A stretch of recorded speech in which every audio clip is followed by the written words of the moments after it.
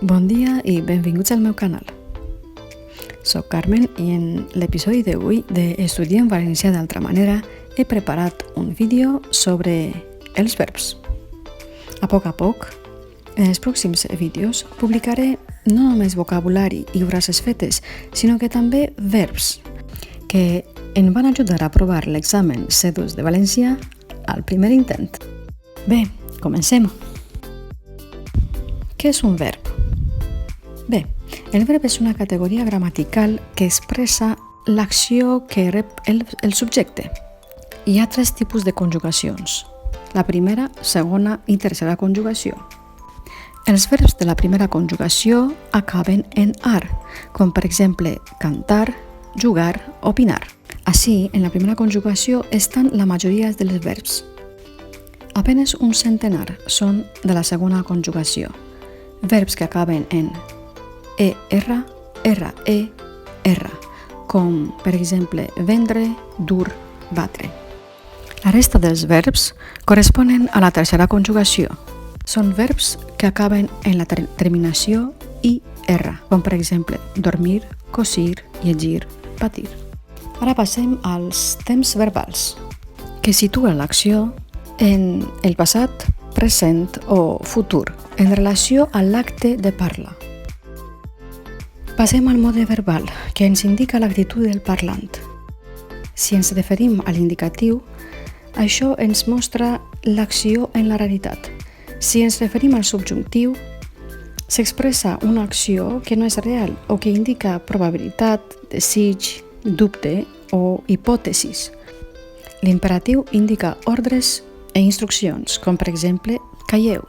En l'episodi d'avui també veiem alguna similitud en el mode d'indicatiu present, de subjuntiu present i de l'imperatiu. Així tenim verbs de la segona conjugació conjugats en indicatiu present, en subjuntiu i en imperatiu. I després veiem les similituds que hi ha. Cal recordar que alguns verbs de la segona conjugació acaben en C, en la primera persona, com és l'exemple de crec, moc, coc, trac. Altres verbs de la mateixa conjugació no porten aquesta consonant, com és el cas de perdre i voler. Alguns verbs impersonals, com haver-hi, només tenen la forma singular, hi ha. Recordeu que la forma hi ha no és correcta. Ara us presente una manera molt fàcil de memoritzar els verbs. Tenim verbs que provenen de la mateixa arrel. En el cas del verb fondre, si li afegim prefixos, podem obtindre una gran varietat de verbs amb la mateixa arrel. D'aquesta manera, tots aquests verbs, fondre, difondre, confondre, refondre, transfondre, tindran, per descomptat, la mateixa conjugació. Per tant, la similitud que hi ha entre el subjuntiu i l'imperatiu consisteix en la mateixa conjugació en la tercera persona singular i la primera i tercera persona del plural. Fixeu-vos en l'imperatiu, en la segona persona del plural. Com veieu, el present d'indicatiu i l'imperatiu tenen la mateixa forma en la segona persona del plural.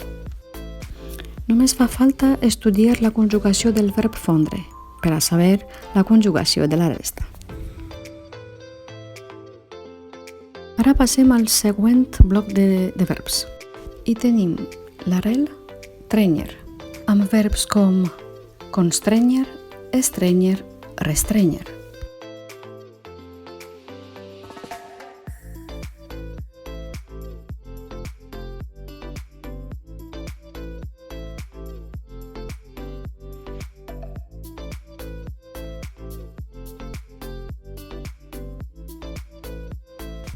Com podeu observar, així la similitud consisteix en la primera, segona i tercera persona del plural, tant en present d'indicatiu com en el subjuntiu i l'imperatiu. En aquest bloc de verbs només fa falta estudiar la conjugació del verb constrènyer. per a saber la conjugació de la resta dels verbs. Pronte faré un altre vídeo sobre 2 blocs que n'hi ha.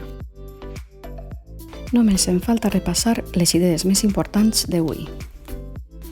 En aquest vídeo hem vist verbs amb l'arrel fondre, que són difondre, confondre, fondre, refondre i transfondre, així com verbs amb l'arrel trènyer, com ara constrènyer, estrènyer i restrènyer.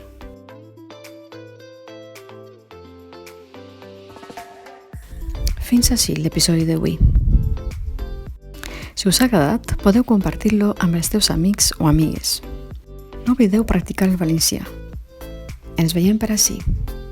Adeu!